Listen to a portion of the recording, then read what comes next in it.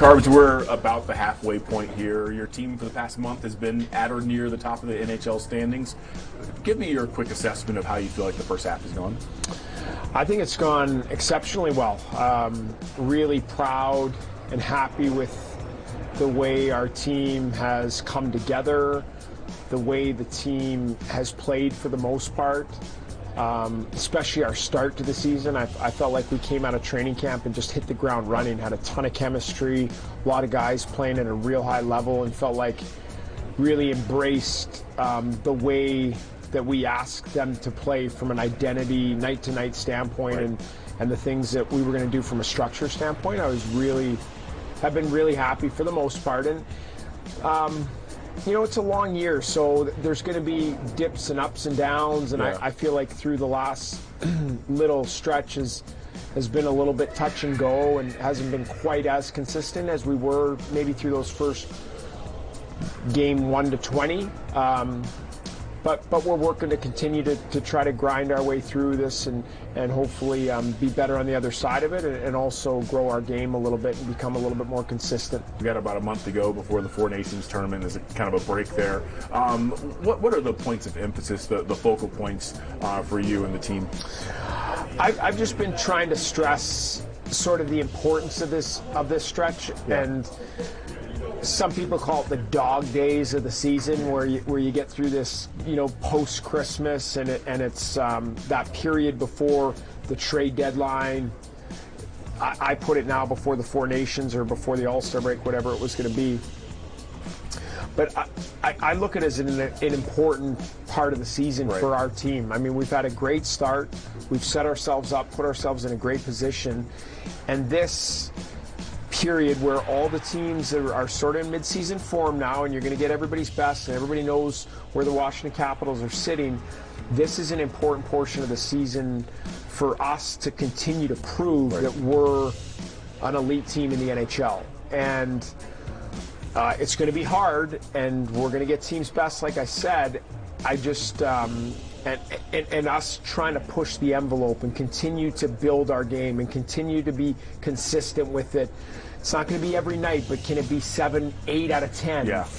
And that's the challenge as this stretch coming after Christmas. And you know, I think I did the math and the days, 21 games in 44 days, right around there till we finish against Utah. Really trying to stay in the moment with this section of the season, sort of section 2 of the season, and really finish strong, and then go our separate ways and be able to get a good mental and physical break at the break. For your entire life, it seems like. I've been covering it for a couple of decades. I feel like when you look at a team that's tight-knit, like, you can see that chemistry, you can feel it. Yeah. The guys always talk about it in this dressing room.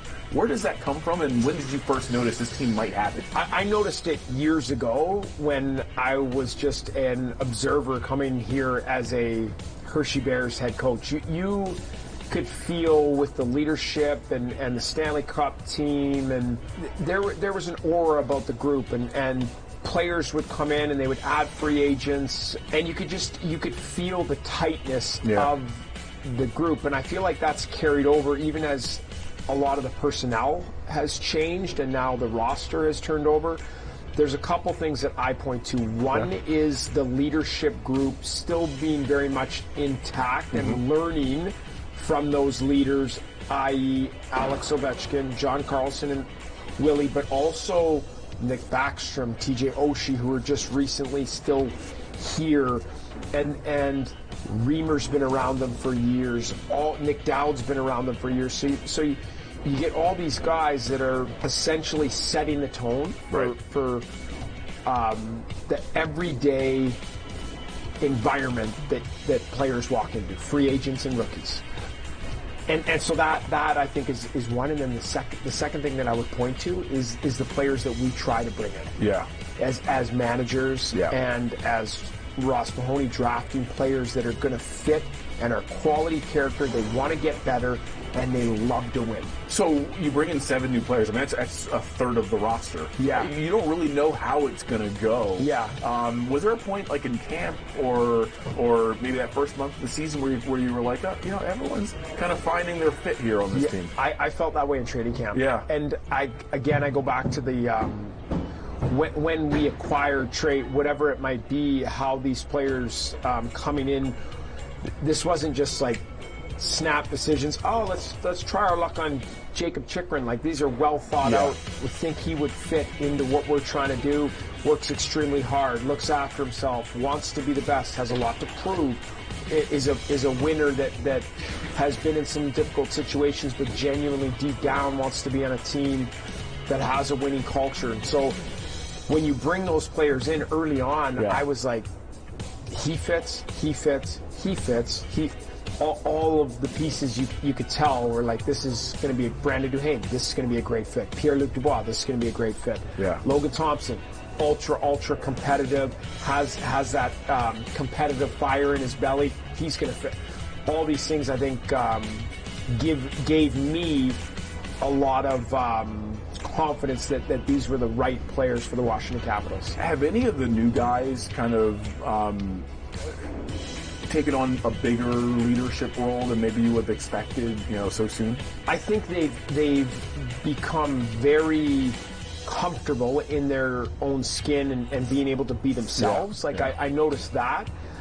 Maybe I noticed the more boisterous ones. I can tell, like, Matt Roy's a quieter guy, but I can tell he is completely comfortable and confident amongst the group, but he's not going to be the one hooting and hollering in the locker room or on the bus or in the change room. But you get a couple of those guys like Brandon Duhaime, for example, who's just he's just perfect for this group. He's perfect for our team. He's perfect for this organization because he brings a ton of passion and energy for life and for the game, and does it in a way where we can work hard. We can be ultra competitive people in the most competitive league in the world, but you also can enjoy what you do, and you can have fun with it. And Logan Thompson's the same way, and so those guys are more of our boisterous new additions. So Duhaime said, PL and Mangiapane are kind of like the pranksters. You got to keep an eye on them.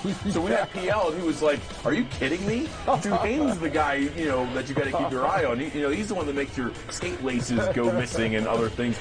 How important is it in a long season with so much pressure to perform every night to have guys who can keep it loose? Yeah, I think it's really important, and maybe the word that I think is really valuable is personality. Yeah. You having different personalities, and because you're spot on. It's a long year. It's a grind.